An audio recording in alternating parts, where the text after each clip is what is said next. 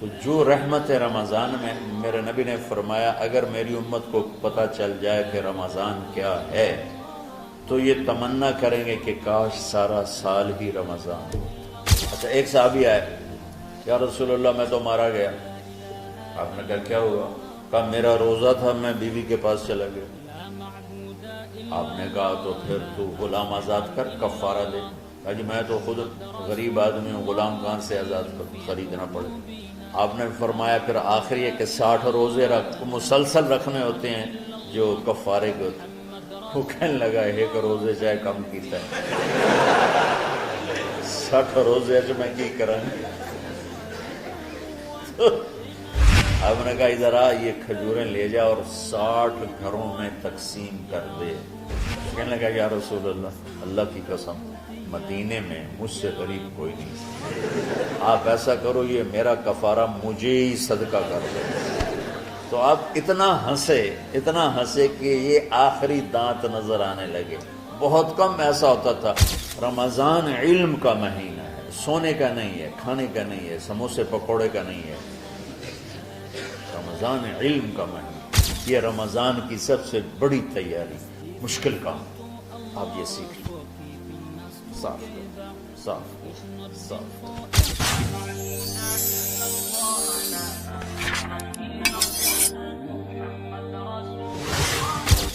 سارے مہینوں کے نام عربوں نے رکھے، محرم، صفر، ربیع الاول، ربیع الثانی، جمادی الاولی، جمادی الثانی، رجب، شعبان، رمضان، شوال، ذوالقعدہ، ذوالحج۔ اس میں جو رمضان ہے یہ نام اللہ نے رکھا، باقی مہینوں کے نام تو رکھے عربوں نے۔ پھر ان کی زبان پہ اللہ لایا رمضان، چونکہ ابھی تو دنیا بھی نہیں بنی تھی اور اللہ نے قرآن کی تلاوت فرمائی تھی، تو اس قرآن میں تھا شہر رمضان الذی انزل فیہ القرآن۔ تو رمضان کا نام اللہ نے پہلے سے چن رکھا تھا، پھر ان سے رکھوا دیا۔ رمضان کہتے ہیں رمض یرمز، جل جانا، جل جانا۔ رمضان کو رمضان کیوں کہتے ہیں؟ اس میں گناہ جل جاتے ہیں۔ مسلمان پہلا روزہ رکھتا ہے اور اس کے گناہ اللہ جلانا شروع کرتا ہے، اس کی بھوک پہ آس کی آگ میں گناہوں کو ڈالتا ہے، جلاتا ہے۔ آخر 29 رمضان یا 30 رمضان آخری رات اللہ تعالیٰ اس کی پچھلے سال کے سارے گناہ معاف فرما دیتا ہے۔ تو اس کو اس سے تشبیہ دی گئی کہ جیسے جلنے سے چیز ختم ہو جاتی ہے، رمضان کے روزے کی بھوک اور پیاس کی تپش سے اللہ تعالیٰ پچھلے سال کے سارے گناہوں کو معاف فرما دیتا ہے۔ تو ہم نے رمضان میں شروع کی کہ یہ رحمتوں کا مہینہ، ہر چیز کی برکت کا مہینہ، ہر شے کی اللہ کی طرف سے فراوانی اس میں ہے، علم کی بھی، ہدایت کی بھی، رزق کی بھی۔ پھر اللہ نے اس مہینے کا نام خود رکھا شہر رمضان، شہر رمضان۔ اس میں شب قدر رکھی، اس میں رات کی ایک نماز۔ اچھا پہلی امتوں پہ روزہ فرض تھا افطاری سے افطاری، افطاری سے افطاری، بہت شدید تھا، 24 گھنٹے کا روزہ۔ بس افطاری کے بعد آنکھ لگ جاتی تو روزہ اگلا شروع ہو جاتا۔ تو ہم پر بھی پہلے ایسے ہی روزہ ہوتا رہا، افطاری سے افطاری۔ تو ابن سرمہ رضی اللہ تعالی عنہ اونٹ چرانے والے تھے، وہ شام کو لوٹے تو بیوی سے پوچھا کوئی افطاری کا سامان ہے؟ انہوں نے کہا ہے تو نہیں، میں کہیں سے لے آتی ہوں۔ وہ گئیں افطاری کا کوئی سامان لینے، ان کو تھوڑی دیر ہو گئی اور ان کی آنکھ لگ گئی، تھکے ہوئے تھے، سورج ڈوب گیا۔ جب وہ آئیں تو ان کا ہائے سرمہ تو ہلاک ہو گیا۔ کیا ہوا؟ کہا اگلا روزہ شروع ہو کیونکہ تیری آنکھ لگ گئی۔ تو انہوں نے کہا چلو کوئی بات نہیں، لیکن ظہر کے وقت بے ہوش ہو گئے۔ ایک روایت میں آتا ہے نماز پڑھنے آئے اور گر گئے، اور ایک میں آتا ہے گھر میں بے ہوش ہوئے۔ تو جو بھی صورتحال تھی اللہ کے نبی کو پتہ چلا۔ کیا ہوا؟ سرمہ کہا جی وہ افطاری کر نہیں سکے تو روزہ شروع ہو گیا تو بے ہوش ہو گئے. تو اللہ کے نبی رنجیدہ ہوئے تو اللہ تعالیٰ نے قرآن اتار دیا، چلو میرے محبوب ساری رات کھاؤ حتی یتبین لکم الخیط الابیض من الخیط الاسود من الفجر، کہ میرے محبوب صبح صادق تک آپ کی امت کو اجازت ہے کھاؤ. پہلی امتوں پر افطاری سے افطاری، لیکن ان کی نماز تراویح نہیں تھی. تو ہمیں اللہ تعالیٰ نے دیا سحری تک پوری رات. اچھا ایک صحابی آئے، یا رسول اللہ میں تو مارا گیا. آپ نے کہا کیا ہوا؟ کہا میرا روزہ تھا، میں بیوی کے پاس چلا گیا. آپ نے کہا تو پھر تو غلام آزاد کر، کفارہ دے. کہا جی میں تو خود غریب آدمی ہوں، غلام کہاں سے آزاد خریدنا پڑے. آپ نے کہا 60 مسکینوں کو کھانا کھلاؤں. کہ میں آپ مسکین ہیں، میں کینوں کھانا کھلاؤں. آپ نے فرمایا پھر آخری ہے کہ 60 روزے مسلسل رکھنے ہوتے ہیں جو کفارے کے ہوتے ہیں. وہ کہنے لگا ایک روزے چاہے کم کیتا ہے 60 روزے جو میں کی کریں. آپ نے فرمایا اچھا ٹھیک ہے بیٹھ جاؤ. بیٹھ گئے. تھوڑی دیر ہوئی تو ایک انصاری صحابی کھجوروں کا ٹوکرا لے کر آیا کہ یا رسول اللہ یہ صدقے کی کھجوریں تقسیم فرما دیں. تو آپ نے فرمایا بھائی وہ کدھر ہو؟ کہا جی بیٹھا ہوں. آپ نے کہا ادھر آ، یہ کھجوریں لے جا اور 60 گھروں میں تقسیم کر دے. سبحان اللہ. اللہ نے اس امت کو لاڈ لڈائے ہیں، یہ اللہ کی لاڈلی امت. عجیب واقعہ یہ. کہنے لگا یا رسول اللہ کی قسم مدینے میں مجھ سے غریب کوئی نہیں، آپ ایسا کرو یہ میرا کفارہ مجھے ہی صدقہ کر دو. تو آپ اتنا ہنسے کہ یہ آخری دانت نظر آنے لگے. بہت کم ایسا ہوتا تھا. فضحك حتى بدت نواجذه، ایسا ہنسنا آپ کبھی کبھی ہنستے تھے کہ آخری دانت پورا منہ کھل جائے. تو آپ اتنا ہنسے کہ آخری دانت تک نظر آنے لگے. تو آپ نے کہا اچھا جا لہ جا تیرے واسطے، لیکن یہ صرف تیرے لیے اور کسی کے لیے نہیں.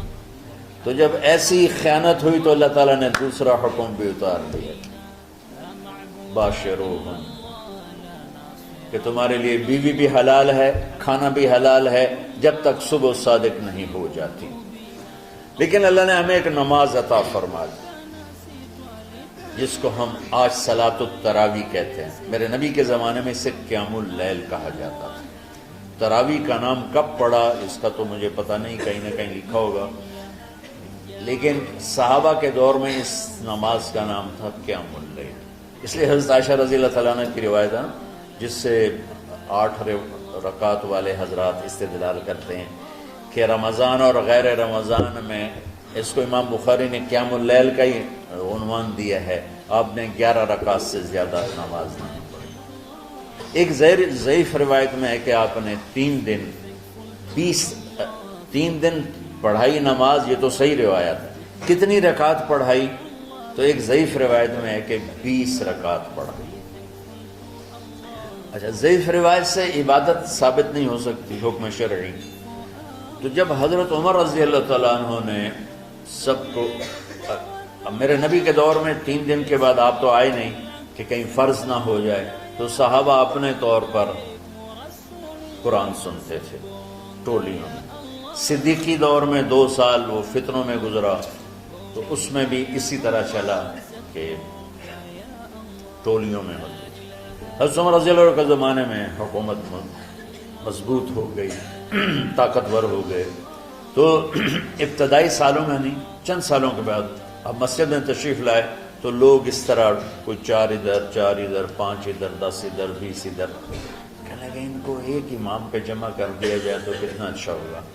تو آپ نے سب کو اکٹھا کیا اور ابی بن کعب رضی اللہ تعالیٰ عنہ کو امام بنایا اور سب کو ایک نماز پہ جمع کر کے 20 رکعت کا حکم عطا فرمایا. تو حضرت عمر کا یہ عمل اس حدیث کو مضبوط کر دیتا ہے کہ چونکہ میرے نبی نے کہا علیکم بسنتی و سنت الخلفاء الراشدین من بعدی، کہ میری اور میرے خلفاء راشدین کی سنت پر مضبوطی سے عمل کرنا. تو حضرت عمر کا جو 20 رکعت طے کرنا ہے اگر ان کا اپنا اجتہاد ہے تو بھی ہمارے لیے عمل کے لیے کافی ہے، اور اگر ان کو یہ یاد ہے کہ میرے نبی نے 20 پڑھی تھیں تو اور زیادہ اچھی بات ہے۔ لیکن بہرحال جو 8 پڑھتا ہے ہمارا اس پہ بھی کوئی اعتراض نہیں، کیونکہ وہ بھی حدیث کے ساتھ بات کرتا ہے، اور باقی پوری امت 20 پڑھتی ہے، ان پر بھی اعتراض نہیں۔ میں ایک جگہ سے گزر رہا تھا، نماز کا وقت ہو گیا، اہل حدیث کی مسجد تھی، میں وہاں نماز پڑھنے چلا گیا تو ایک بہت بڑا اشتہار لکھا ہوا تھا، 20 تراویح ثابت کرنے والے کو 5 لاکھ روپے انعام۔ کس قدر بے وقوفی ہے اور کس قدر احمقانہ یہ امت کی باتیں ہیں کہ 20 تراویح، سینکڑوں سال سے امت کا عمل 20 تراویح آ رہا ہے۔ تراویح کا نام جو پڑھا مجھے یوں لگتا ہے کہ اہل مکہ، یعنی اہل مکہ جو تھے نا، وہ 4 تراویح پڑھ کے ایک طواف کرتے تھے، تو وہ آرام کے لیے ہوتا، ترویحہ آرام، تھوڑی دیر کا آرام، تو 4 تراویح کے بعد ایک طواف کرتے تھے، وہ چھوٹا سا طواف 10 منٹ میں ختم ہو جاتا تھا، اور پھر 4 تراویح پڑھتے تھے، پھر طواف کرتے تھے، پھر 4 پڑھتے تھے، پھر طواف کرتے تھے۔ یہ صحابہ کے تھوڑے بعد کے دور کی بات۔ تو مدینے والوں کو پتہ چلا کہ مکے والے تو یہ کرتے ہیں، وہ کہنے لگے اساں کی کریے، انہوں نے کہا اسی 40 تراویح پڑھا، 40 رکعت، وہ 40 رکعت پڑھتے تھے۔ تو نوافل میں کوئی سختی نہیں کہ بھائی 8 سے زیادہ نہیں پڑھنی، بدعت ہو جائے گی، اور 20 پڑھنا بدعت ہے، یہ سب جہالت کی بات ہے۔ اور یہ 8 پڑھ رہے ہیں یہ غلط ہے، یہ بھی حماقت کی بات ہے۔ جو صحیح حدیث سے دلیل پکڑ کے کوئی عمل کرتا ہو تو بھائیو اس سے بحث نہ کیا کرو، مناظرہ نہ کیا کرو، یہ بہت نادانی والی بات۔ آج کل جو یہ ہمارے افطاری کے اوقات ہیں، یہ سورج ڈوبنے کے بھی 2-2.5 منٹ بعد کے ہیں کہ احتیاطاً، ٹھیک ہے چلو احتیاط کر لو کوئی مسئلہ نہیں، لیکن اصل ہے ادھر چونکہ اب سورج ہمیں نظر ہی نہیں آتا ہے، اس طرح ہم گھرے ہوئے ہیں شہروں میں، دیہاتوں میں بھی اب اس طرح کا ماحول ہے کہ وہ نظر نہیں آتا ہے، تو بہتر کہ ادھر سورج غائب ہو ادھر لقمہ منہ میں جائے، لیکن یہ تب ہے جب آپ نظر آ رہا ہو۔ اب جب آپ یہاں بیٹھے ہو حسنین میں تو یہاں تو کوئی سورج نظر نہیں آئے گا، یہاں تو مینار ہی نظر آئے گا، تو لہٰذا احتیاط ٹھیک۔ ہمارے اہل حدیث بھائی وہ 2 منٹ پہلے ہم سے افطار کرتے ہیں، وہ بڑی اچھی بات ہے کہ سورج کے غروب ہونے کا جو اصل وقت ہے اس کے ساتھ ہی افطار کرنا۔ اور سحری میں ایک واقعہ سناتا ہوں، آپ سحری کھا رہے تھے، بکرے کی سری پکی ہوئی تھی، تو مولا علی رضی اللہ تعالیٰ عنہ اور رباز بن ساریہ رضی اللہ تعالیٰ عنہ آپ کے ساتھ کھانا کھا رہے تھے، تو حضرت بلال ہے، یا رسول اللہ وقت ختم ہو گیا ہے، میں اذان دینے جا رہا ہوں، آپ برائے مہربانی کھانا پینا بند کریں، اور یہ کہہ کر چلے گئے۔ چھت، ایک انصاری عورت تھی، اس کے گھر کی چھت پہ چڑھ کے اذان دیتے تھے، چڑھنے لگے تو پھر واپس آئے کہ دیکھوں اللہ کے نبی نے کھانا چھوڑ دیا یا نہیں، آ کے دیکھا تو وہ کھا رہے تھے، انہوں نے کہا یا رسول اللہ واللہ لقد اصبحت، یا رسول اللہ اللہ کی قسم سحری کا وقت ختم ہو گیا، صبح ہو گئی، تو آپ نے ہاتھ پیچھے کر لیا، کہہ رہے تیرا بھلا ہو بلال، ابھی وقت باقی تھا، تیرے قسم کھانے پر اللہ نے اس کو پہلے نکال دیا کہ تیری قسم کہیں جھوٹی نہ پڑ جائے۔ تو حضرت علی نے فرمایا کہ اگر بلال قسم نہ کھاتے تو جب تک میرے نبی کھاتے رہتے صبح صادق نہیں ہونی تھی، تو بالکل آخری وقت میں آپ کھاتے تھے تاکہ کم سے کم وقت امت پہ بھوک کا آئے۔ تو اللہ تعالیٰ آپ کے علم میں برکت دے۔ رمضان علم کا مہینہ ہے، سونے کا نہیں ہے، کھانے کا نہیں ہے، سموسے پکوڑے کا نہیں ہے، رمضان علم کا مہینہ۔ تو اب جب دوبارہ تھوڑا سا موسم ٹھنڈک کی طرف گیا اور رات کچھ تھوڑی لمبی ہونے لگی تو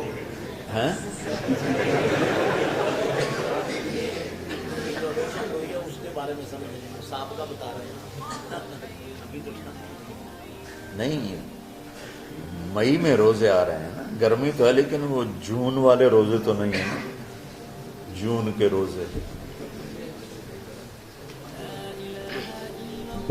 آپ لوگ جوانوں، میرے جیسا کوئی آدمی کرے عذر بہانا تو ٹھیک ہے، اور پھر سحری کر کے اور فجر کی نماز کے بعد آرام ہوتا ہے، تھوڑی روٹین تبدیل ہوتی ہے، لیکن یہ دنیا مشقت کی اٹھانے کی جگہ ہے۔ بس رمضان کی سب سے بڑی تیاری کیا ہے کہ اپنے دلوں کو صاف کر لو پہلے سے۔ شعبان کی سب سے بڑی تیاری کیا ہے کہ اپنے دلوں کو صاف کر لو، کہ جس دل میں نفرت ہو، بغض ہو، کسی کے لیے غصہ ہو، کسی کے لیے کیا کیا جذبے ہوں، دل صاف کرنا۔ شب قدر اس میں ہے، اللہ کا عرش پہلے آسمانوں پر ہے، سارا دن ساری رات اللہ کے اعلان ہو رہے ہیں، کوئی بخشش چاہنے والا، کوئی معافی چاہنے والا، کوئی رزق چاہنے والا، کوئی ہدایت چاہنے والا، کوئی شفا چاہنے والا، اور فرشتوں کے اعلان ہو رہے ہیں، بھلائی کرنے والے آگے بڑھ، برائی کرنے والے بس کر دے۔ تو جو رحمت رمضان میں، میرے نبی نے فرمایا اگر میری امت کو پتہ چل جائے کہ رمضان کیا ہے تو یہ تمنا کریں گے کہ کاش سارا سال ہی رمضان ہو۔ تو ہم نے نظام بنایا ہوا ہے، لوگ وہ کر رہے ہیں، وہ روزانہ جھاڑو دیتے ہیں۔ تمہارا دل ایک آنگن ہے، ایک صحن ہے، اس میں بغض، نفرت، حسد، پتہ نہیں کیا کیا گندگیاں آئیں گی اور آتی رہیں گی۔ بچوں ایک کام کرو، جھاڑو پکڑ لو، صاف کرو۔ یا اللہ معاملہ تجھ سے کرنا ہے، لوگوں سے نہیں۔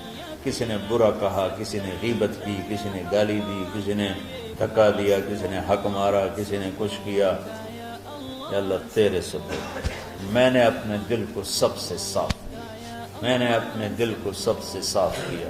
یہ اتنی بڑی عبادت ہے کہ بڑے بڑے نفلوں والے، تہجد والے، حج عمرے روزے والے تمہیں نہیں پکڑ سکے، کیونکہ اس کا کرنے والا دنیا میں کوئی نہیں۔ نفل پڑھنے والے تو بے شمار ہیں، عمرے کرنے والے بے شمار ہیں، علماء بے شمار ہیں، حاجی بے شمار ہیں، سخاوت کرنے والے بے شمار ہیں، لیکن اس ٹکڑے کو صاف کرنے والا لاکھوں میں ایک بھی نہیں۔ مشکل کام، آپ یہ سیکھ لیں، صاف کرو، صاف کرو، صاف کرو۔ یہ رمضان کی سب سے بڑی تیاری۔ جس دل میں بغض بھرا ہو، نفرت بھری ہو، حسد بھرا ہو، کینہ بھرا ہو، اس میں خاک آئے، اس میں تو علم کی ایک کرن بھی نہیں آئے، زبان سے چاہے جتنے مرضی موتی بکھیرے، دل اس کا اندھا ہوگا۔ لا تعمل ابصار ولكن تعمل قلوب التي في الصدور۔ یہ آنکھوں سے اندھے نہیں، دل سے اندھے ہیں۔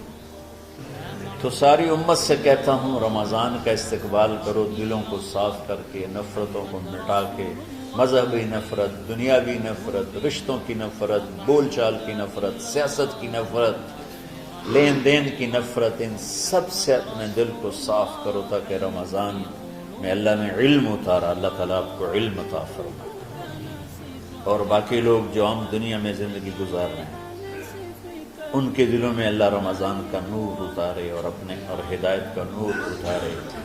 یہ سب سے بڑی تیاری ہے اس کی۔ اور آپ میں جو حفاظ ہیں وہ ترتیب بناؤ، آپ کے اعزازے بنائیں گے، آپ الگ الگ اپنا یہاں ٹولیوں میں بٹ کے، جیسے ماشاءاللہ پہلے ہوتا تھا، اپنا قرآن سناؤ، 10 دن میں سناؤ، ہفتہ میں سناؤ، 20 دن میں سناؤ، 3 دن میں سناؤ، تمہاری مرضی ہے، لیکن یہاں فضا بنے، چاروں طرف قرآن پڑھا جا رہا ہو، تو ایسے صرف دیکھ کر ہی ایمان تازہ ہو جاتا ہے۔ تو جو آپ میں حفاظ ہیں وہ غافل نہ ہونا کہ نو جی میں نے تو اب یاد نہیں ہے،